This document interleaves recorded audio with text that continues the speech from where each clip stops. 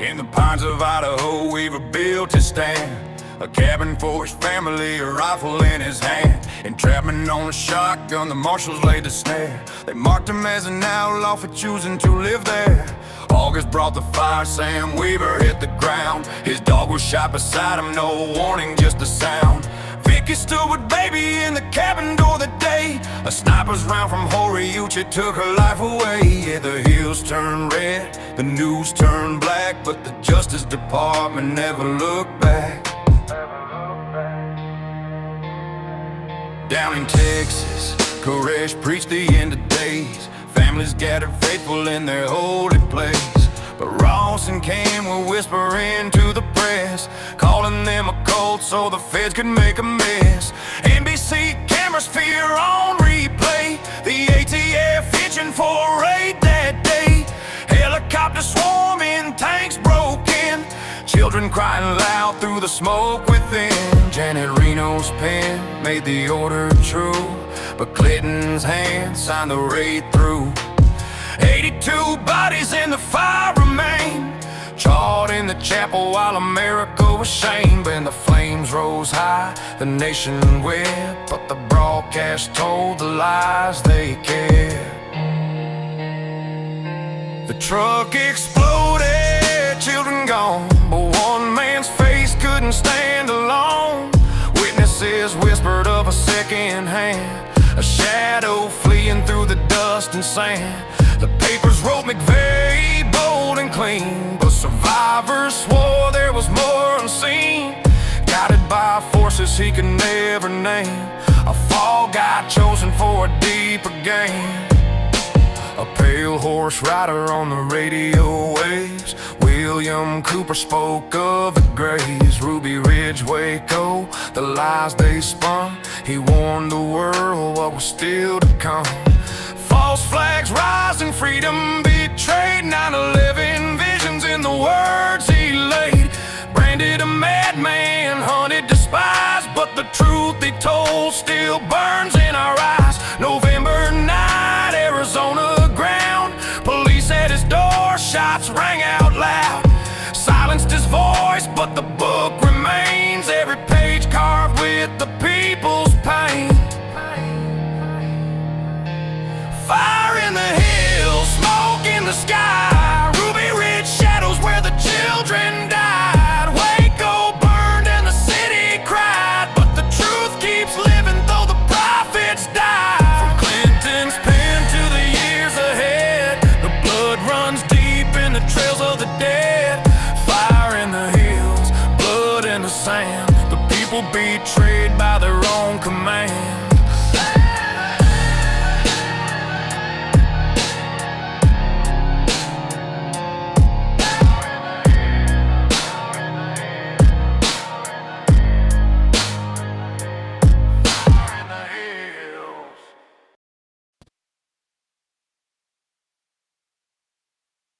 Cohen is a licensed private investigator and the owner of Justice Warrior Investigations. She holds a master's degree in criminal justice, a bachelor's in legal studies, and an associate's in paralegal studies. Heather first gained national recognition on the 2021 true crime series Secrets, Lies, and Private Eyes, and today she continues her mission as the co-host of the Justice Warriors podcast. Through her work, she gives voices to victims' families, uncovers overlooked evidence, and challenges the narratives that often leave the truth in the dark. Tracy Ellis holds an associate's degree in business and a bachelor's in psychology. She's an investigative journalist, podcast host, and co-author with Heather Cohen of Swift Injustice and Framed in the Smokies, and author of the Holly Bobo Trial Guide. Tracy brings a careful investigative lens to every story featured on the Justice Warriors podcast, dedicated to amplifying victims' voices and uncovering the facts behind unsolved cases. Get ready for another riveting episode of the Justice Warriors podcast. All right, now we're cooking with grease. Okay, so all right. I've been talking to this woman for a while now. Her name is Tarina Simmons, and she is housed at the Deborah K. Johnson Prison for Women in Nashville. She was charged and convicted in 2006 for, I believe, facilitating a robbery, and she was um, uh, responsible or liable for the murder of 2 individuals in that robbery.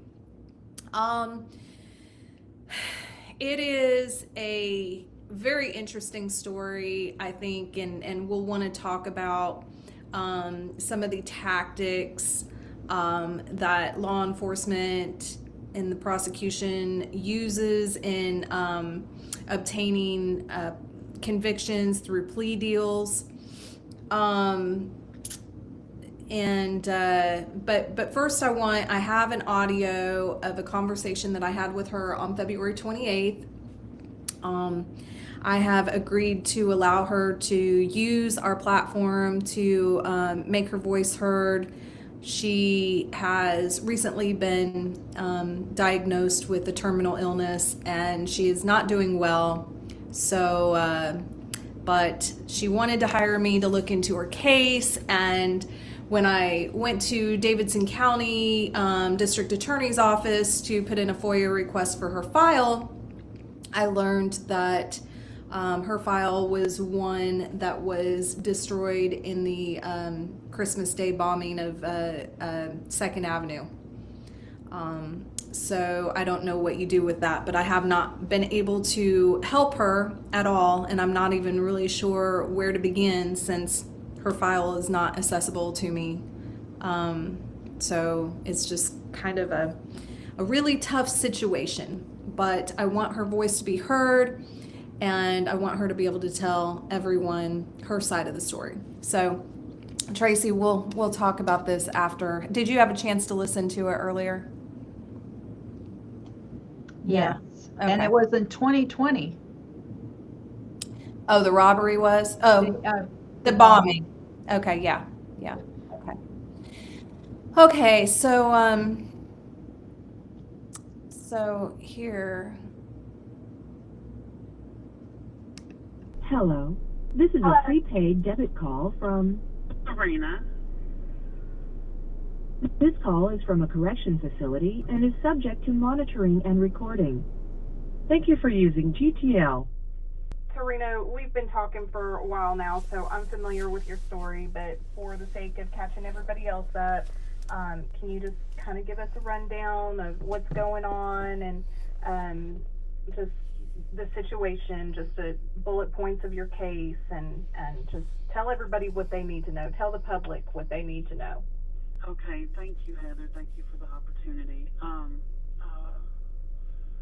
Oh, Lord, I think it's been so hard for so long. Well, first of all, I'm wrongfully convicted. I'm innocent. I've done 17 years, 4 months, and 1 day for crimes I had absolutely nothing to do with. I have 4 broken children and a family that's broken, that needs me and has needed me for a very long time. And I'm very sick. Probably in late stages with throat and mouth cancer. I just got my diagnosis yesterday, so I'll just put that out there. I need to get out of here so I can get some real medical care, first and foremost, so that I can save my life. So I need you guys to help me save me. So basically, all my life, my whole family took in everybody. It's just rooted in me, probably when I was still an egg in my mom's ovary. My whole family just helped everybody, took in everybody, loved everybody, fed everybody, clothed everybody. It just has always been that way. So that's all I knew.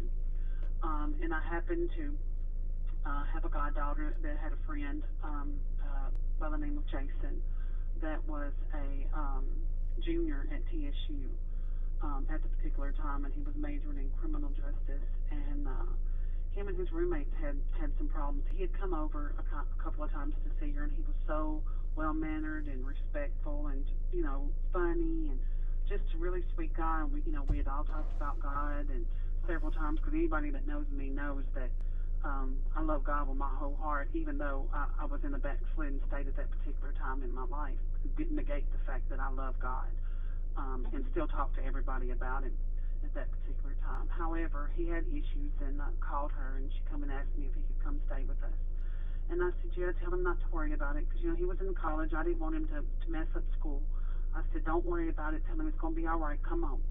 So he came, and he slept on my couch for a couple of weeks, and, about 3 or 4 weeks. I'm not exactly sure.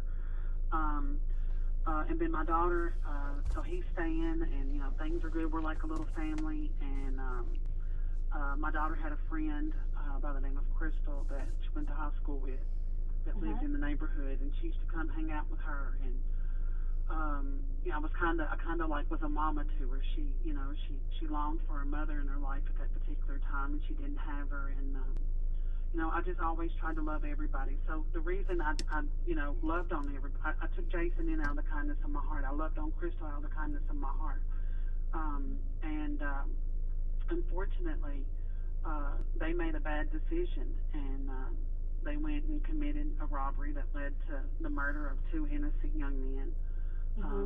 That lives was completely cut short, and they have a whole family out there that is suffering, that thinks that I really was involved based on the state's version of events, and how this has been twisted, and it morphed into something bigger. I really think that it's a much bigger situation and scenario here in my hometown in Nashville. But I need people to know that that's not true. I didn't have anything to do with this. I didn't have anything to do with the planning of this. I didn't participate in any of this. I didn't set this up. I didn't give the gun. I didn't drive the car. I didn't get the proceeds. None of that. But it was said that I done that. So I can. There was lies told. There was false police reports given. There was people trying to get the reward money, and did statements and said so in their statement that they did it to get the reward money.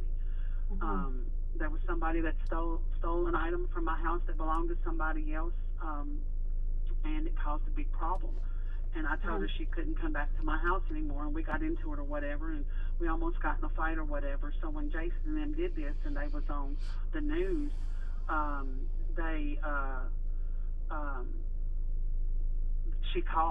She called and told them, that he was staying at my house, and she gave a statement that's completely refutable. It was lies out of maliciousness to get back at me and to try to get the Crime Stoppers money. But everything she said is an absolute lie. Never once was a conversation ever took place with me and anybody about that robbery, or any robbery for that matter. My part of the conversation that she said took place was that my daughter's boyfriend, that I said we needed to rob him, and we needed some money, and my daughter spoke up supposedly and said, no, Mama, you can't do that. He's got kids. Well, that's all baloney, because he was 18 years old or 19 years old. He was in Davidson County Jail at that particular time. He didn't have any children. And they later got married about 3 or 4 years later after I was arrested. They got married, and they were boyfriend and girlfriend that whole time. He wasn't a drug dealer. He had never sold drugs. That can be proven through Davidson County Jail, that he was there at that particular time and after that. And so she also said that, Jason supposedly spoke up and said that, well, we can rob this place I used to work at, and I supposed to have said, yeah, and I'll drive the getaway car. Well, if I was going to drive the getaway car, and I said this in this plan and all of this, why didn't I drive the getaway car? Because I never had the conversation. That conversation never took place. I never would have participated in anything like that. But,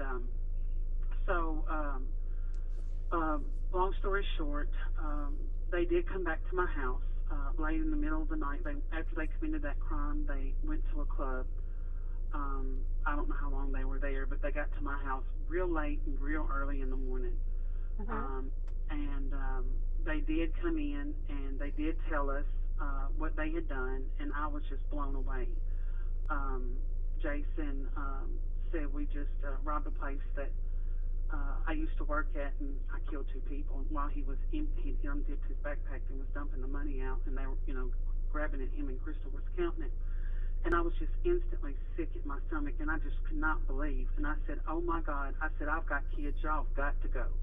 And like, he got his stuff, they split the money, him and Crystal split the money, and he got his stuff, and they left like 10, 15 minutes later. Well, when they got arrested, my story is complex because it's not just the case that I'm actually in here on. There was two cases, and there was co-defendants in both cases. That one older lady in the second case, which I had also taken in her and her boyfriend because they were asleep in their truck, parked in front of my house, and it was in December, and I went out and knocked on the window to see who they were and what they were doing, and I seen they were sleeping. And they got up, and I recognized her. I had met her once or twice before that, but I didn't really know her. And we were talking and stuff, and I asked them, did they want to come in? And I was going to cook dinner, and they come in, and I cooked dinner, and we all sat around, me, her, and her boyfriend at that particular time, and my kid's father. And we all just conversated and laughed and had a good time. We all talked about God a whole lot that night. And I asked my old man if it was okay if they stayed with us because they had got put out of their hotel, and they said that they were going to be going to the doctor, and they were going to be able to get them a room in a couple of days. So I asked them, did they want to stay with us so they wouldn't be in the code, so they could go to the doctor and get their hotel room for a week. And so they were elated, so that's what I did. And they ended up committing a robbery. They left my house saying they were going to make some money one morning and come back that evening and told us that he had gotten in a fight with somebody at a grocery store. That's all he said. They didn't say anything else. And then I received a phone call. We went to Walgreens. We went to the gas station. We went to the library. And then I got a phone call on our way back to my house, and it was a friend of mine that had seen them on the news. He was actually the one that introduced me to Stephanie, the one or two times that I had seen her. And he asked me if they were at my house, and I told him, I said, no, why? And he said, well, they're on the news wanted for robbery and murder. And my heart fell in my stomach. I felt like I was going to puke. And they're in the back seat. And so I didn't say anything. I waited till we got to the house, and then I confronted them. And I was livid. And I was so scared for my kids. I was scared for me. I was scared for, our family. Because I was like, y'all know what I just went through. Y'all know what we've been through. Why would y'all do something like that? Why would y'all jeopardize us like that? Why would y'all jeopardize my children? I was so mad, Heather. I was so mad. And I was like, y'all got 2 minutes to get your bags and get out. And so they left, and I ended up having to call and tell them that they had been at my house. I had to cover, I had to take care of what I had to take care of because it was about my children and me above all else because we were the ones that was wrong. So I did call the police. Yeah. And anyway, so they go to jail, and her and Crystal end up in the same pod in Davidson County Jail. And so never once was I mentioned. Never once, all that time, when she gave a statement, Crystal gave a statement, never once was I mentioned. On down the road, when the rubber met the road and things got really serious, Crystal and Jason had 2 counts of capital murder and especially aggravated robbery. And Crystal went to a attorney visit, and she come back crying. Well, there was a lady that had been sitting at the table with Stephanie, which is the second case, the Good Samaritan case, and then Crystal, which is the Bellacino case. The lady had been sitting with them daily and hearing them talk about their cases and details and all of this. Never once was I mentioned. Well, when she comes back from the attorney visit that day, she's crying. And she says, well, my attorney said that the state is going to willing to drop the capital murder charges and the death penalty if I'll agree to take 2 consecutive life sentences, which is effectively 120 years. And at that particular time, it was 102 years to serve day for day. And she, so she's upset. And Stephanie tells her, which is an older woman. You have to remember, Crystal's like 19. Stephanie's in her 40s. And she tells her, now this isn't verbatim because I don't remember real well and I don't have my papers in front of me, but I have sworn affidavits from the lady that was present that Stephanie plotted for Crystal to tell a lie, that I was involved, and so she could get a deal. And she told her, baby, don't worry about it. I got something for their ASS. You'll never get 2 life sentences when you give them this. Since they think there was somebody else that was involved, you just give them the name Tarina Simmons as the planner of the whole crime. And that's how I got involved. And it was just that simple. And Crystal did that. She was young, she was scared, she was naive, she didn't know anything about the system. And Stephanie was calling herself her mama, and she felt like she was mothering her, and she already had she already wanted her mama in her life. And so I totally understand her position. And am I saying it's okay? Absolutely not. It's not okay. But as a woman of God, a woman of strong faith in conviction, and the fact that I am who I am, and I've learned so much throughout this journey that I've took in consideration. There's not one thing that one way I haven't looked at the whole situation, the whole scenario. But so I understand how she was misled and she was scared and she was just trying to save herself under the guidance of an experienced criminal that knew how best to manipulate and the system, to get what she wanted. So that's what she did, and I ended up getting indicted, and I was pregnant in 2008. So that happened in October 2007, and then in July 2008, roundabout, is when Crystal went to the DA and told him to lie so that she could secure her deal. And September 23rd, I gave birth to my son Trayvon. He was 6 weeks early, and he was in the NIC unit. And on the day that I was actually going up to feed him his first bottle, I hadn't got to hold him yet.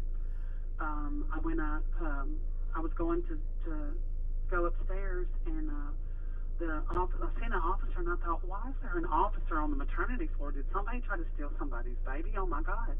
So I go to the elevator, and I go to push the button, and he's like, Miss Simmons, you can't go anywhere. I said, excuse me, I'm going to feed my baby. He said, no, you're not. You're under arrest for murder. And I said, what? I said, where is the camera at? I swear to God, I thought it was a hidden camera show, and somebody was really playing a bad prank on me. And he said, no, you're under arrest for murder. I'm serious. And I can't even explain, I can't even explain how I felt. But he did let me go up and hold my son. And I got to feed him that bottle.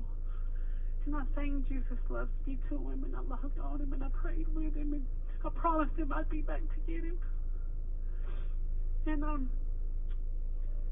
baby, that was the only bottle. That was the only bottle I ever got to feed him. Never even got to change a diaper. And now my son Trayvon has the diagnosis of autism. He's nonverbal. And my mom's raising him, and he's a great big old boy, and my mom needs help with him, yeah.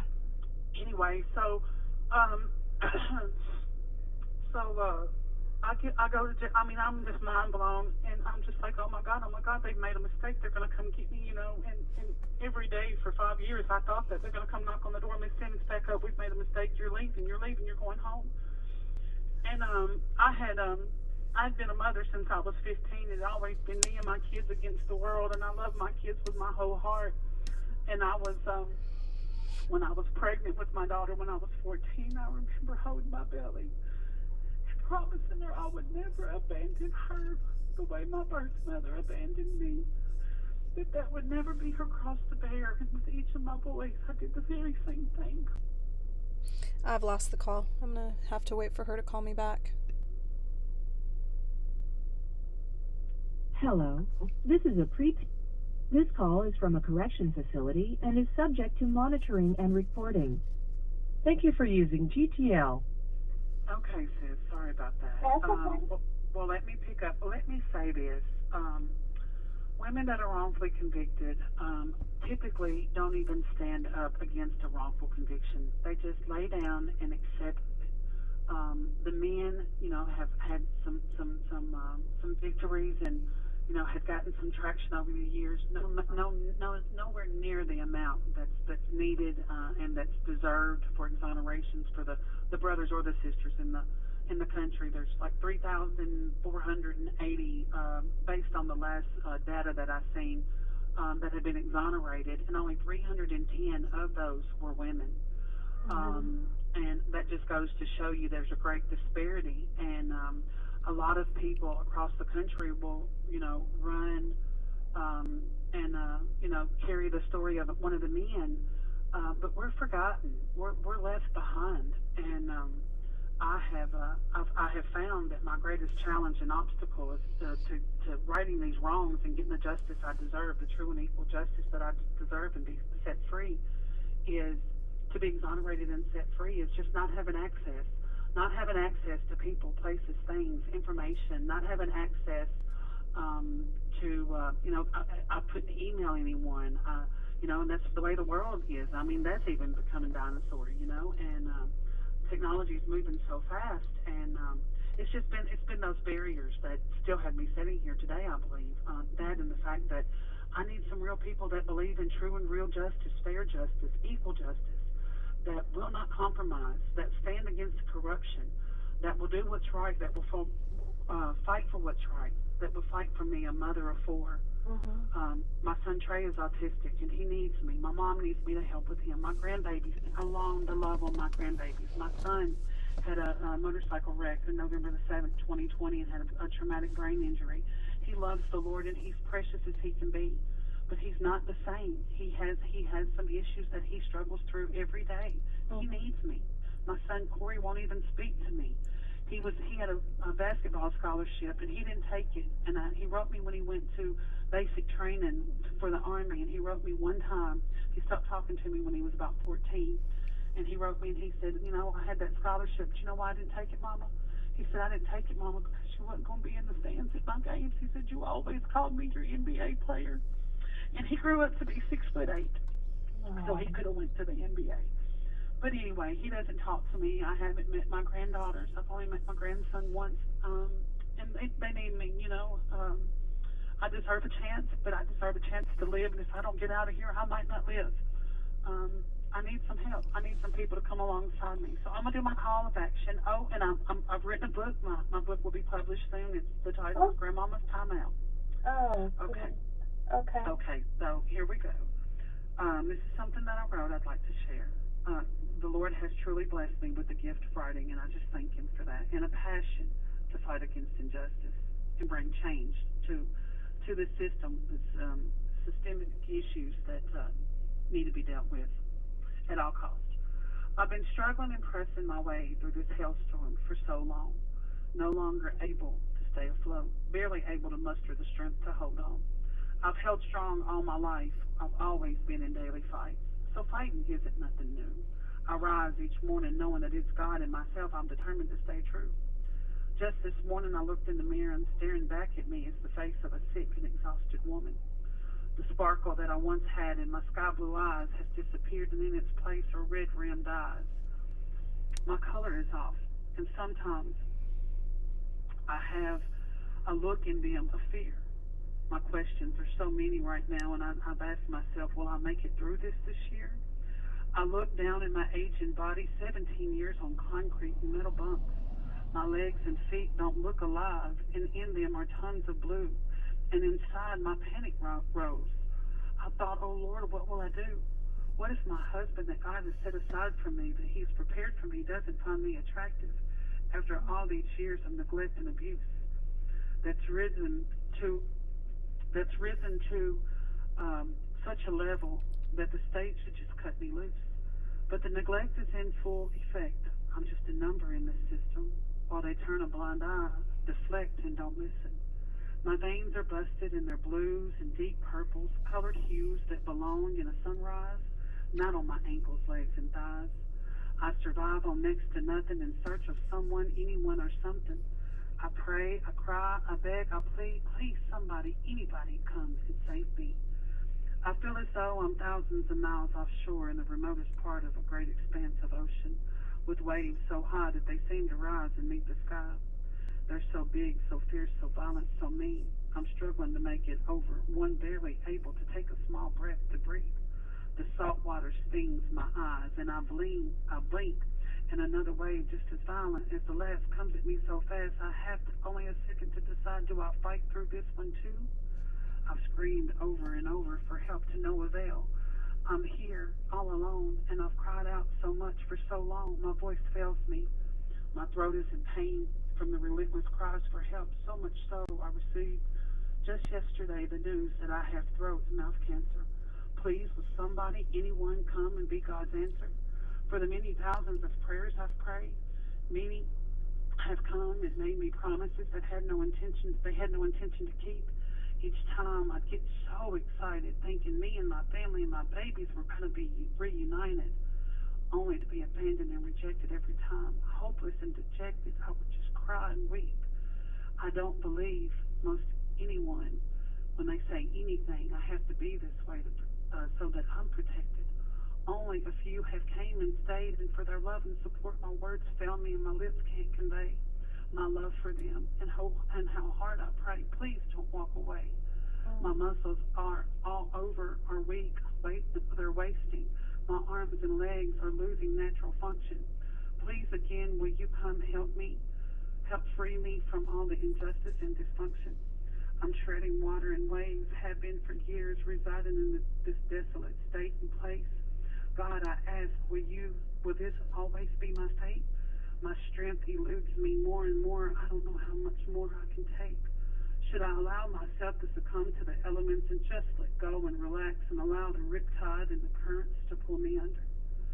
This is something, my thoughts go here so often, and I wonder. Yet when I think I'm leaning in that direction, God and those that I love and that love me comes to my mind, and I feel like I can hold on for just a little bit more time. I manage to hold on to hope that my rescue party will come.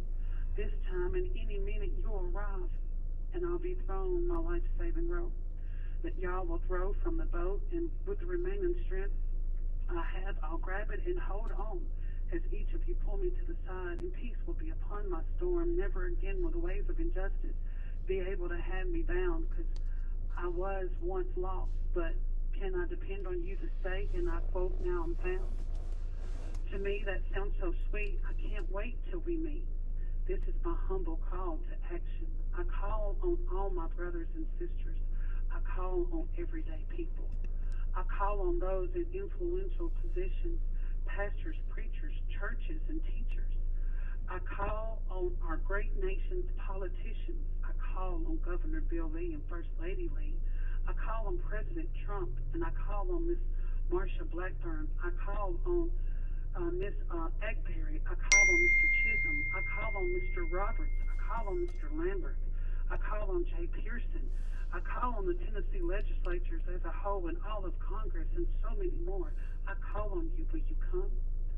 I call on the musical artists. I call on CeCe Winans and Jelly Roll. Will y'all come? Brandon, you come too. Amy Grant and Vince Gill. Can I depend on you? John Legend and Lainey Wilson and Miranda Lambert and Lionel and Luke and Carrie and so many more. I wish I could name you all, but we don't have enough time on this call. Would attorneys come? Bill Massey, David Rabin, Kathleen Zellner, Jason Janich, Jessica Cooper Weber at the Tennessee Innocence Project. Would you come?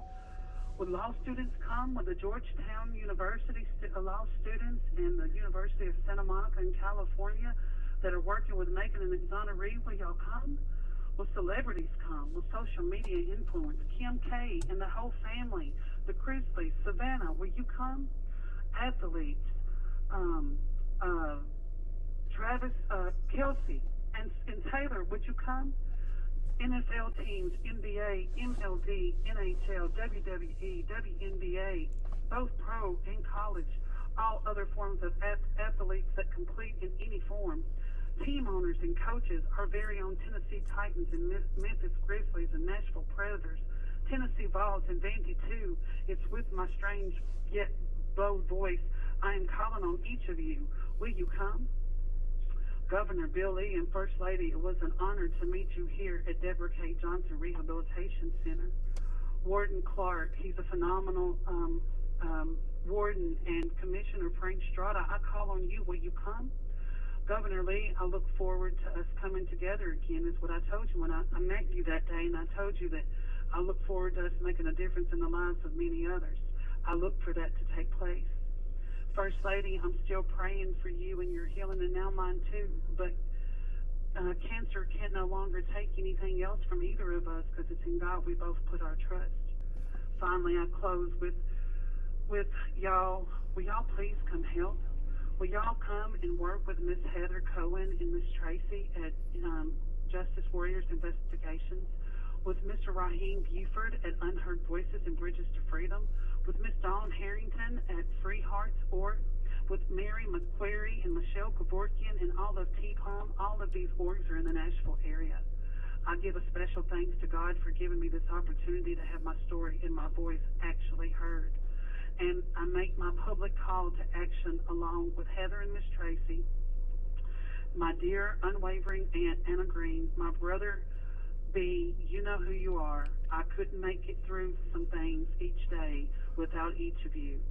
My best friend Michelle and Keena and Jocelyn and Octavia, can't forget you, girl. And Jermaine, where you at, bro? I miss you. You and Ashley, y'all come. I also want to thank Mama Heather and Daddy Jean. Maurice, hey, where you at? Will you come? I've heard great things about you.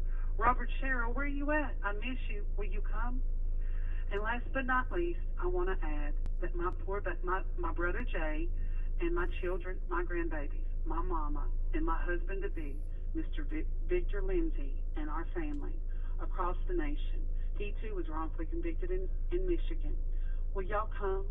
Will y'all come and set aside some time and put in a little teamwork and effort to help get a woman that deserves to be free, that shouldn't have been here to do a day? Will you come? I wait, and I wait, and I wait. Please don't leave me here waiting and no one respond. Please, please, I just make a public plea, as humbly as I know how. Please, please come alongside me. Reach out to Heather, reach out to the others, and please come help me. Please come help me, I beg of you. And you can, everybody can email me. You can reach out to Heather if you need to, and she can get you in touch with me.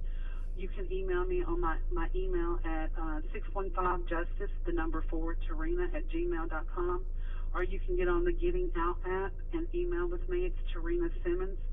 My facility will be DJRC. Right now it's WTSP, and my number is 432813. My mailing address is DJRC, P.O. Box 247, Phoenix, Maryland, 21131. And so I just want to say thank you, and I look forward to meeting you and hearing from you soon. Take care. I'll be praying for you. Bye. Tarina. Yes. Okay, I have some things to say to you. That was very powerful. You had me in tears, and if you are living my worst nightmare, and that's it's a hard thing to ignore. It's also a hard thing to carry. I think that you've been calling me for a while now, and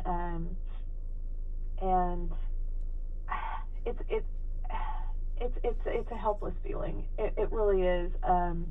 Because I want to, I wish that there was something I could do, some magic wand, something I could do to get the attention from Governor Lee. And I know, I have other cases, too, of people who've been wrongfully convicted, and it's just such a helpless feeling to know that somebody is innocent and just to not be able to do anything to help them.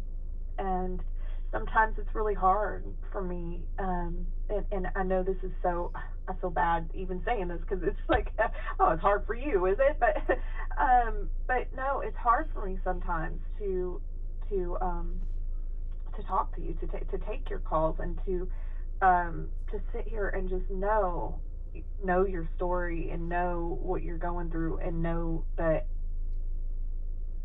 I can't help you right now. Like, like there's nothing I can do right now. Instantaneously, like you can't come and pick me Yeah, up, yeah, right. Like there's nothing I can't make a phone call. I can't, there's nothing I can do to fix this quickly. And just like Gary, like, I mean, everybody's running out of time. Every day that passes, we're one day closer to our deathbed, and it's just, but I do want you to know that you are. Can I add? Yeah. Can I add that when I got those results on my biopsy yesterday, I knew, because I'm very sick. Sometimes I can't even hardly pick my head up or even have the strength to get out of the bed. And I'm hurting. I'm having pain in my body that I've never experienced. And my lymph nodes are all swollen everywhere. My CT shows, all that we know is it's in all of my lymph nodes in my neck, and then my main lymphatic brain in my chest is full. My lungs hurt me, and all of my lymph nodes in my groin and under both of my arms are swollen, and they hurt in ways I can't even explain. And with this particular cancer, it goes to the lymph nodes last. So I've had it in my lymph nodes for 2 years and 4 months already. So how long was it a tumor in me somewhere that it originated from? How long was it there before it got to where it's at now? And to be untreated at that point this long, they just said, that they think it's going to be late stages. So I've got an appointment with oncology, and I'm going to have a PET scan to find out where we're at. But I'm calling. I need a pardon. I need an exoneration. I need a commutation. I need a medical furlough. I need something. Hey, let me add one more thing, and I'm going to let you tie this up. I'm so sorry, but I meant to say it a while ago. That's fine, baby. Jelly, say what you need to say. Jelly, I need to say something to you specifically, brother. I'm from the 615 right here in Nashville, just like you. And I've been where you've been, and I've done what you've done. I'm not a perfect person. I've made bad choices. I want everybody to know I've made bad choices. I'm not some saint. I'm not who I once was. A metamorphosis completely happened in my life during this journey. But I've done some things that I'm not proud of, and I made bad decisions and poor choices too. But God, praise the Lord, that ain't who I am today. But Jelly, one of your friends came into my daughter's life and promised me that he was communicating with you and that you said you were going to help me in my fight for my freedom. Brother, I got so excited, and I shouted, and I ran around our pod for over an hour praising our Lord Jesus Christ, thanking him that I had been praying for so long for somebody, anybody to come help me, to believe in me, and to be a voice and advocate for me and use their platform. And brother, you are the face of incarceration today. I know that you may not be where I'm at. You may not have done as much time as I've done, but one day behind these walls is enough for all of us to be brothers and sisters in that sense. And we are a brother and sister in Christ. And I'm so proud of the man that you are and the things that you're doing. You and Bunny. Brother, I need you. I need you to come alongside me. Let's make a difference. Let's get in here and make some music. Let's help these women be healed. But first of all, we got to help me be healed. Brother, come. All of y'all, please come. I've got so much to offer, and God's given me so many visions. I've got inventions and book programs and just one thing after another. Someone, capital investors, I'm worth it. I'm worth it. I'm worth it. Okay, sis, I'm done. Oh, girl, you are on fire today. It just, every word, everything that comes out of your mouth is so powerful. And in that respect, that's, kind of where I was going next. I just wanted to say that, you reached out to me needing my help, and you've been such a blessing in my life. And you are just such a prayer warrior. And, you sitting there in a cell for a crime you didn't commit, sick, with cancer, and being mistreated by others, mistreated by others too. But yet being so selfless that you're taking time out of, worrying about your problems to pray for me. And I just want everybody to know this is me speaking on Tarina's character, that she is a selfless, wonderful woman with the gift of she's such a prayer warrior, and the way that she prays is just I feel like, I have a lot to learn from you, the way that you pray, and it's so powerful. So I just want you to know that you've been a blessing to me, and I think that even makes me feel like just a little bit worse that I feel so helpless, like I don't know what to do, to help you right now. But I think that this is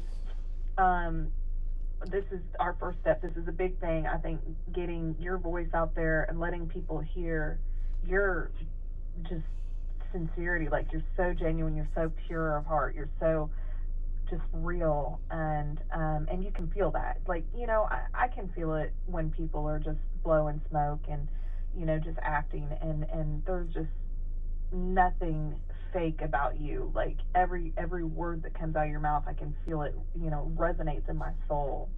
And I know it's real. I know it's honest. I know you're being truthful. Honest, transparent. Nobody owes me nothing, and I owe nobody a lie. None. There's you meet a lot of people when you're behind these walls that say they're innocent, and they make people like me that really are look bad. But the difference in me and them is they'll say it for a little while, and then it just kind of goes away. I've never wavered. I've never changed my story, and I have fought for 17 years, 4 months, and 1 day. And even when I'm the sickest, and I don't just fight for me, I fight for everybody that comes to me. I'm working on stuff all the time, and I've got some people back in court. A girl's gone to court right now that I was able to get in court.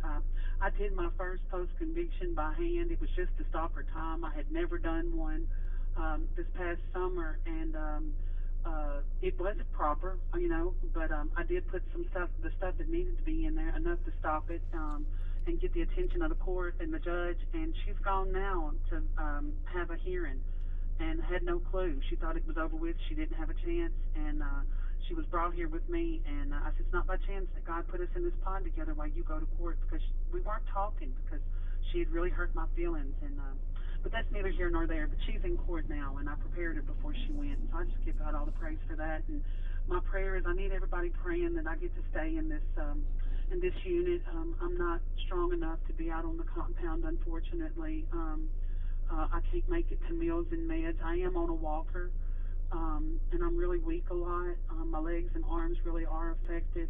My muscles are real weak, and I need to be in here. And there's a mental health program. I'd like to be able to mentor those girls and go in and love on them every day and play games with them and maybe fix hair if I get better. And then there's assisted living pod where a lot of the women have given up hope that are at the end of their lives. They need to know that this isn't the end of the road, and God is a healer, and He's a miracle worker, and He does heal on earth, and sometimes it's in heaven. But they don't have to be sad, they don't have to be broken, they don't have to be mean, they don't have to be bitter. So I want to bring joy over there. I want to bring in the cosmetology students and do their hair and their nails, and I want to get with the people in the Max Pod. I want to try to reach out to Krista as she prepares for her execution coming up in September.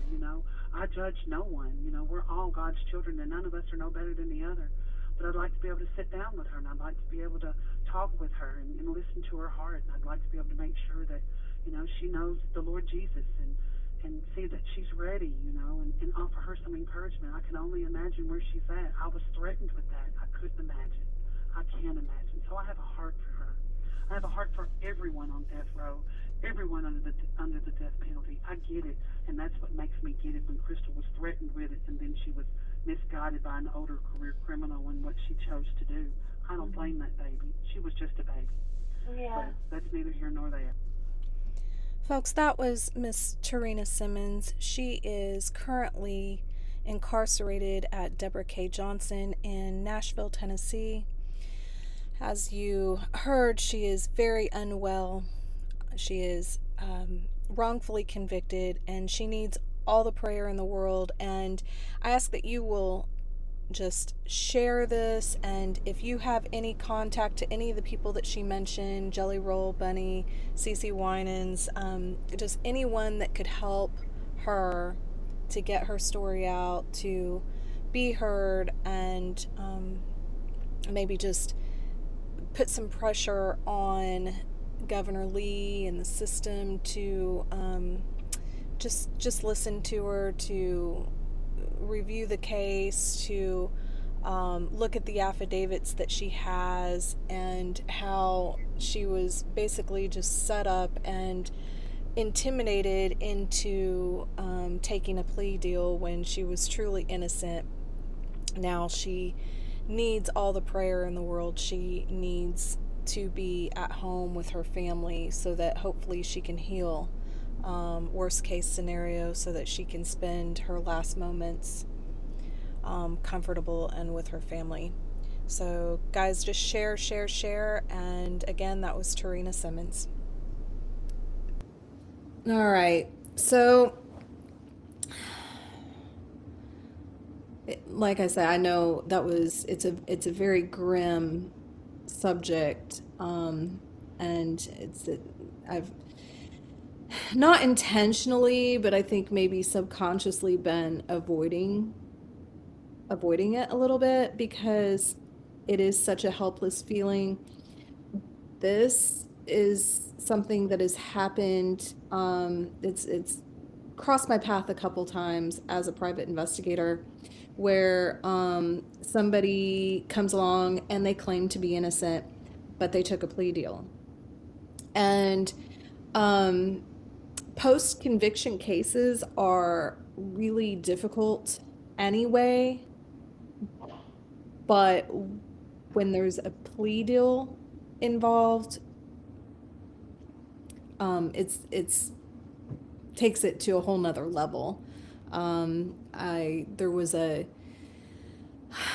gentleman that actually a very young man, who out of Jackson had taken the fall. He was affiliated, and he had taken the fall for his brothers in the gang. And when he got to prison,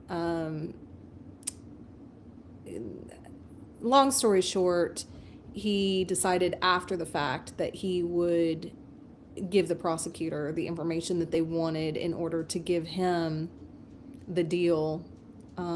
He decided after the fact that he would give that information, and I had made a phone call to the prosecutor and said, hey, this kid's calling me from prison. He's in trouble. They've got him in solitary because the gang's trying to kill him, and he's willing to give you the information that you wanted. And the prosecutor basically just said it's too late. They're willing to take the information, but they weren't going to cut him any deals. It was too late for a deal. Even when somebody's innocent, though, when somebody's innocent, it is almost a false confession. Yeah. But they don't care. And he was innocent is the thing. He absolutely was innocent, and I think they knew that he was innocent, but because he wouldn't tell them who did it, he took the fall. And so, yeah, it's like, I think in so many cases, they just want a conviction. And, it's like, 100%. They don't care if it's the wrong person, as long as they get their conviction. It's all about the money, saving the money. They pretend it's about for the victims' families, but that's just the side. That's just something on the side. Well, yeah, the public just needs to see somebody fry, swing, hang, whatever you want to say. And yeah, I don't know. It's like, okay, the prosecution says this is your guy, then they, hang that guy out out to dry and whatever. And then the public's like, yay, we got our justice. But in so many cases, it's a facade. Somebody said, and I forget who said it, but I am using their words, that it's not the justice system, it's the legal system. It's not justice. Yeah. That's right. Yeah, and it's just, I think in a lot of cases, it's just a facade.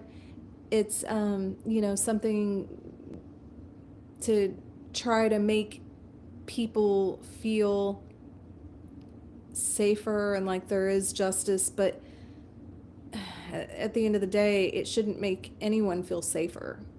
There's nothing safer about it,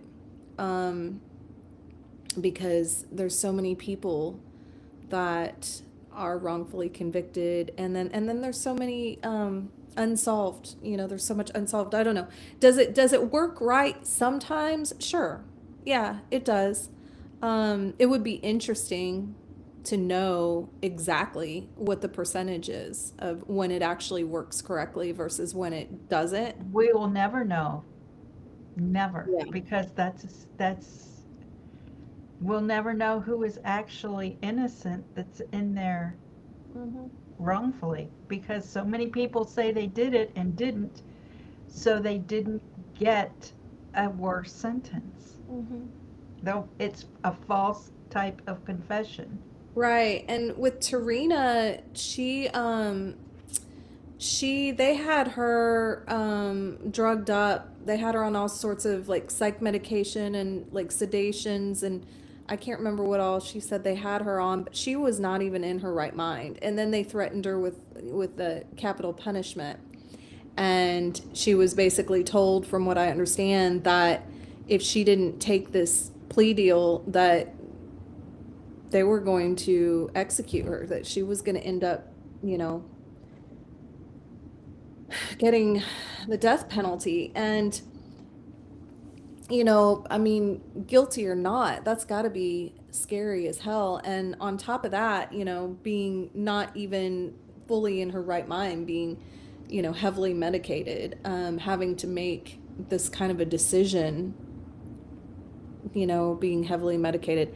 It's just, it's unimaginable. But as I had mentioned before, she wanted to hire me to take a look at her case and see if I could find new evidence, and of course she has these affidavits where the girl that did commit the crime with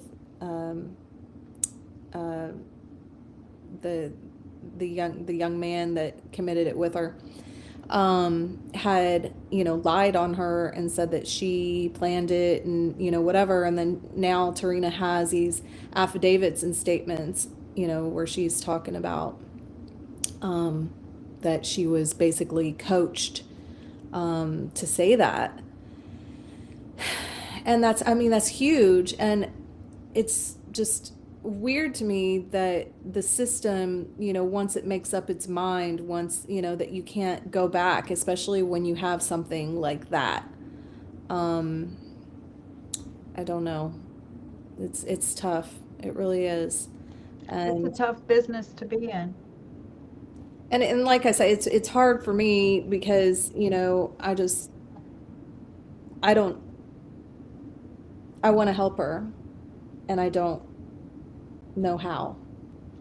Yeah, there's so many that we want to help that we can't go in there and stop things. We can't. We can't go stop it. Yeah. It weighs heavy. It weighs heavy. It does. But hopefully somebody will hear this podcast. Hopefully Jelly Roll or CC Winans or somebody, I don't know, somebody with a voice that people listen to, God can move mountains and part seas, and he can move people. So, and I do know that this woman, Tarina, she is She is a godly woman. She is a prayer warrior. She prayed over me one day on the phone, and it was powerful. I literally had chills, like my hair on my arms were just standing up because it was so powerful, and just sent chills through my whole body. So anyway, like and share, and let's just spread her story. I mean, if that's the least we can do, then let's do that. All right. Okay. All right. Love you guys. Bye. Thanks for joining. We're going to play our song. If anybody has any questions, let us know, and we'll take some comments, and then we'll end our podcast. Bye.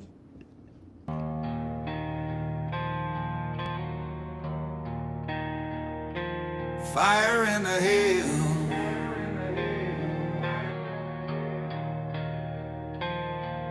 In the pines of Idaho, Weaver built his stand, a cabin for his family, a rifle in his hand. Entrapment on a shotgun, the marshals laid the snare. They marked him as an outlaw for choosing to live there. August brought the fire, Sam Weaver hit the ground. His dog was shot beside him, no warning, just a sound. Vicky stood with baby in the cabin door that day. A sniper's round from Horry-Utah took her life away. Yeah, the hills turned red, the news turned black, but the Justice Department never looked back. Down in Texas, Koresh preached the end of days. Families gathered faithful in their holy place. But Ross and Cam were whispering to the press, calling them a cult so the feds could make a mess. NBC cameras fear on replay, the ATF itching for a raid that day. Helicopters swarming, tanks broken, children crying loud through the smoke within. Janet Reno's pen made the order true, but Clinton's hand signed the raid through. 82 bodies in the fire remain, charred in the chapel while America was shamed. When the flames rose high, the nation wept, but the broadcast told the lies they kept. The truck exploded, children gone, but one man's face couldn't stand alone. Witnesses whispered of a second hand, a shadow fleeing through the dust and sand. The papers wrote McVeigh bold and clean, but survivors swore there was more unseen. Guided by forces he could never name, a fall guy chosen for a deeper game. A pale horse rider on the radio waves, William Cooper spoke of the graves. Ruby Ridge, Waco, the lies they spun. He warned the world what was still to come. False flags rising, freedom betrayed. 9/11 visions in the words he laid. Branded a madman, hunted, despised, but the truth he told still burns in our eyes. November night, Arizona ground, police at his door, shots rang out loud. Silenced his voice, but the book remains, every page carved with the people's pain. Fire in the hills, smoke in the sky, Ruby Ridge shadows where the children died. Waco burned and the city cried, but the truth keeps living though the prophets died. From Clinton's pen to the years ahead, the blood runs deep in the trails of the dead. Fire in the hills, blood in the sand, the people betrayed by their own command.